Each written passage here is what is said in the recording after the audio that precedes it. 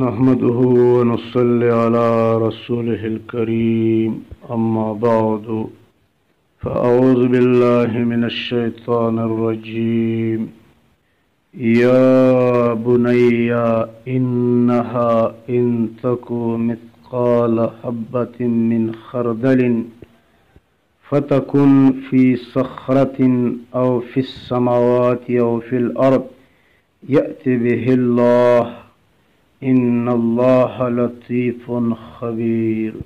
لقمان حکیم خپل بچی ته واز و نصیحت کوي. هغه دې خبرې واز او نصیحت ورته کوي چې بچیا ګناهونه تا که په اندازه د یوې ذرې ویم او دا ته هر چېرته وکړې، په اسمانونو کې وکړې، ځمکې کې وکړې، په غارونو کې وکړې یا داسې پټ ځای کې وکړې، نو دا به ورځ الله عز وجل راولي. یعنی دا د انسان ټول ګناهونه دا به انسان ته الله عز وجل ارجمه کوي.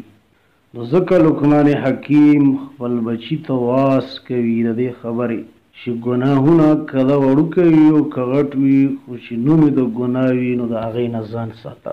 لکه نن سبا موږ په دې مرض کې شیطان مبتلا کړي یو چې مړه خیر دا ګناه صغیره ده، داسې لویه ګناه نه ده.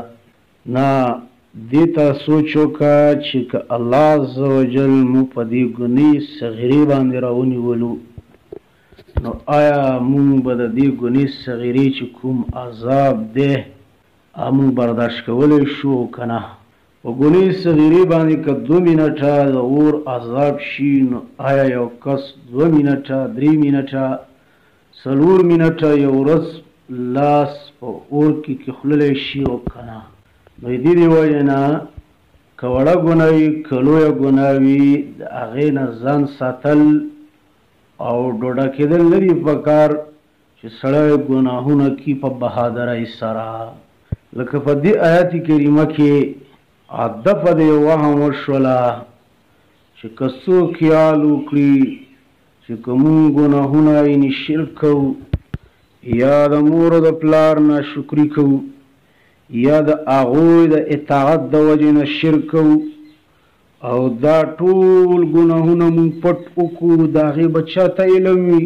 نو الله عز وجل د لقمان حکیم په خولې باندې دا خبره راښکاره کړله چې بچي ته یې واس کوه چې یا بنیه ازویه انها ان تکو یقینا که چیرې وي مثقال حبة په قدر د یو دانې من خردل د اوړۍ فتکون فی صخرة نو کوي دا په یو پټه ګټه کې او فی السماوات یا په بل ځای یعنې د اسمانونو کې وي او فی الارض یا په ځمکه کې وي نو یأتی به الله نو راوړي هغې لره الله تعالی.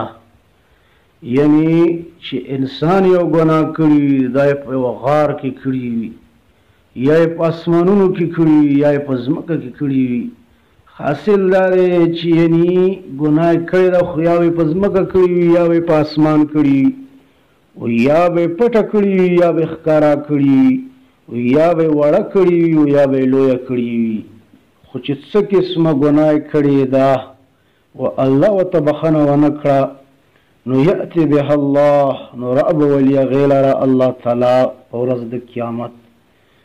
ولې ان الله یقینا الله تعالی لطیف خبیر، دا الله تعالی څه شی دی په هغه باریکو څیزونو باندې خبردار دی. یعنی الله عز وجل په ډېرو باریکو څیزونو باندې خبردار دی. نو که انسان وړه ګناه وکړي که لویه ګناه وکړي الله عز وجل په هغې باندې پوه دی، عالم دی او الله په دې باندې قادر دی چې دغه ګناه د انسان ورته ولي د قیامت په ورځ ورته ووایي بنده دا ګناه تا کړې وه، دا دې ولې کړې وه؟ چې کله زموږ نه تپوس الله عز وجل وکړي چې یا فلاني تا دا فلانی ګناه ولې کړې وه نو د ولې جواب څه دی؟ نو د ولې جواب هغه څه شي هغه جګړه وي. معنا دا ده چې که الله عز وجل زمونږ نه تپوس وکړه چې دا مو ویلې کړي دي نو مونږ به څه جواب کړو الله ته. د دې د وجې نه د ګناهونو نه ځان ساتل که دا وړه وي او که لوی وي دا په مونږ او تاسو باندې بلکې په امت مسلمه باندې دا ضروري دي. الله عز وجل زمونږ ټول ګناهونه معاف کړي. وصلی الله علیه وآله وسلم.